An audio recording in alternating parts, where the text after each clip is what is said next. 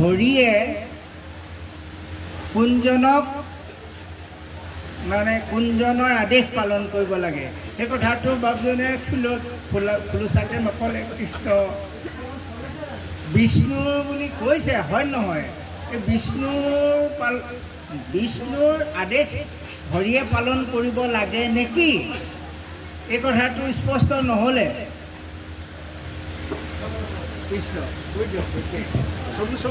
কৃষ্ণ নহয় টিক মাৰি যাম বুলি কৈছিলোঁ। এতিয়া হ'ল কি সকলোৰে কৃষ্ণৰ কথা পালন কৰে।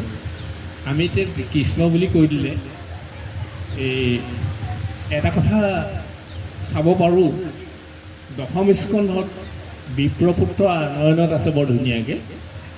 তেতিয়া কৃষ্ণ অৰ্জুন গৈ পেলাই কৃষ্ণৰ কোলাত বহি আছে। এই দুজন কৃষ্ণ কেনেকৈ হ'ল?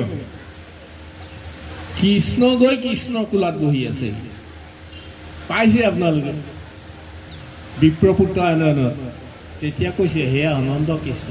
কৃষ্ণ দুজন হয়, এজন সাকাৰ কৃষ্ণ, এজন নিৰাকাৰ কৃষ্ণ। নিৰাকাৰ কৃষ্ণৰ ওচৰলৈ গৈছিলে আৰু সাকাৰ কৃষ্ণ হ'ল আমি ৰূপ দেখোঁ।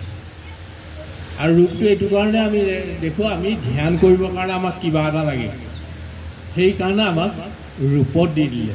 আৰু সেই ৰূপেই হ'ল বিষ্ণু। আৰু সেই বিষ্ণুৰে এই আজ্ঞা পালন কৰি থাকে, সেইকাৰণে বিষ্ণু বৈষ্ণৱ একেই বুলি ক'লে। আৰু সেই ব্ৰহ্মাও কৃষ্ণ, বিষ্ণুও কৃষ্ণ আৰু ৰুদ্ৰও কৃষ্ণ, তিনিজন।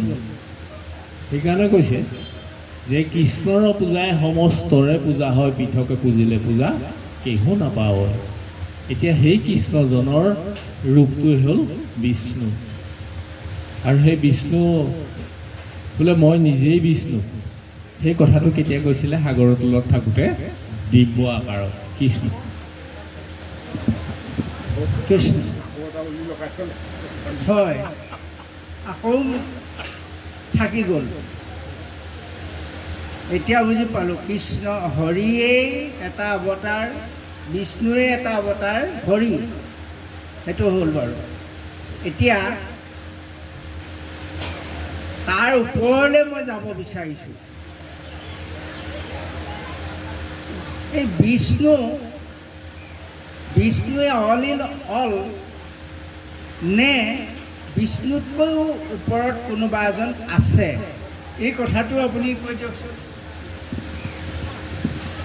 এই কথাটো ওলাইছে ইয়াতে যে বিষ্ণুতকৈ ওপৰত এজন আছে বুলি ওলাইছে। মানে এইটোৱেই আমাক কৈছে না, সাকাৰ কৃষ্ণ আৰু নিৰাকাৰ কৃষ্ণ।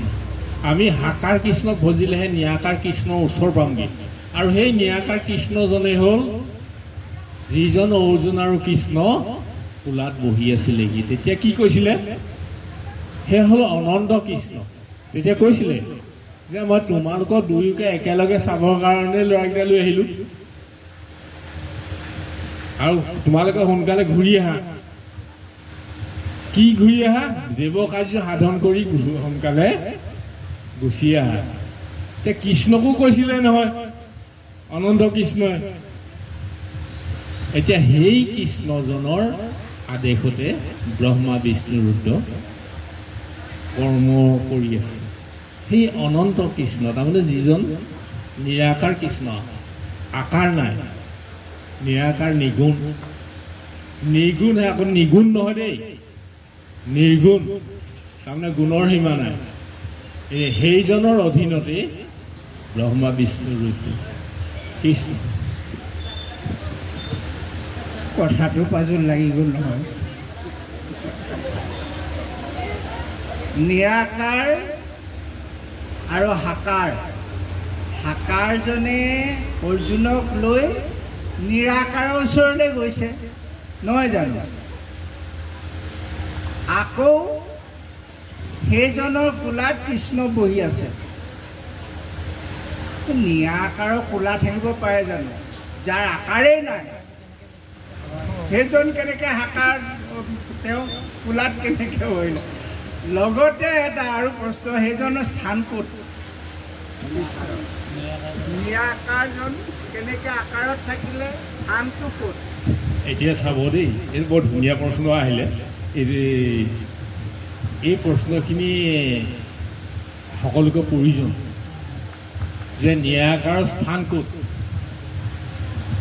অব্যক্ত ঈশ্বৰ হৰি কিমতে বুজিবা তাংক ব্যাপকত কিবা বিসৰ্জন এটা অন্ত মূৰ্তি শূন্য কেনেমতে চিন্তি বাহা ৰাম বুলি শুদ্ধ কৰা মন।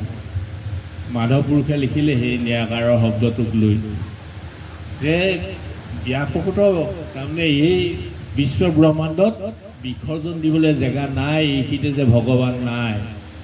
আমি ভগৱানক য'তেই চিন্তা কৰোঁ, আজি গুৰু ইয়াত আমি চিন্তা কৰিছোঁ, আমি নিৰাকাৰ কৃষ্ণৰ কোলাতে বহিছোঁ।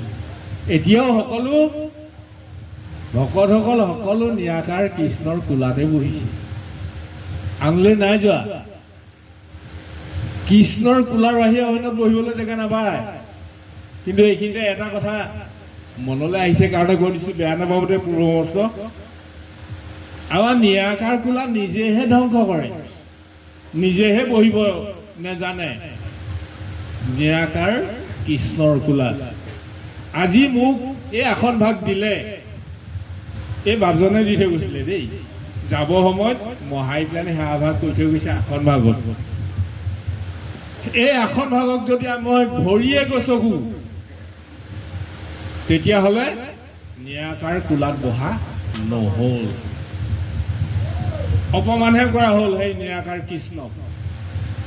সেৱা কৰি থোৱা যিহেতু ইয়াতো বহি থকা আমি নাই দেখা, তেখেতৰ সেৱা ভাগ ইয়াত বহি থকা নাই, আমি নাই দেখা নিৰাকাৰ সেৱা ভাগ। তাত যদি আমি ভৰি উঠাই পেলাই থিয় হৈছোঁ সেই আসন ভাগত, তেতিয়াহ'লে নিৰাকাৰ কোলাত আমি বহা নাই, এইটো আমাৰ অপৰাধ। সেই নিৰাকাৰ কোলা হ'ল সেয়া এই আসন ভাগ। সেইকাৰণে কৈছে অধ্যাসনে অৰ্ধনিন্দাই আমাকো বুজিবা। অধ্যাসন কোনা? আমি আধা আসন কৰিব লাগে, আধা আসন কোনা? অধ্যাসন। অৰ্ধনিদ্ৰা তাৰমানে নাসিকাৰ আগে দৃষ্টিক ৰাখিয়া, নাকৰ আগত দৃষ্টি ৰাখি দিলে আধা টোপনি যোৱা নিচিনা হ'ব, নহয়নে মোক? আৰু এতিয়া অধ্যাসন পদ্মাসনৰ আধা। পদ্মাসনৰ আধা যদি হয়, তেতিয়াহ'লে আমাৰ বাওঁ ছাইডটো তলত পৰিব মায়া, সোঁ ছাইডটো ওপৰলৈ উঠিব ভক্তি। আমি মায়াক দমন কৰি ভক্তিক আগবঢ়াই লৈ পেলানি যদি বহো, তেতিয়া সেয়া হ'ল নিৰাকাৰখন, নিৰাকাৰ আসন। আমি সেই নিৰাকাৰ কোলাতে বহি আছোঁ, অন্যত বহি আছোঁ বুলি নাভাবিব, সকলো নিৰাকাৰ কোলাতে। তাৰমানে ব্যাপকত কিবা বিসৰ্জন, যেতিয়া বিসৰ্জন দিবলৈ জেগা নাই। আমি ভগৱানক যদি স্মৰণ কৰিছোঁ, ভগৱানৰ গুণানুকীৰ্তন যদি কৰি আছোঁ, তেতিয়া আমি সেই নিৰাকাৰ কোলাতে বহি আছোঁ। কৃষ্ণ।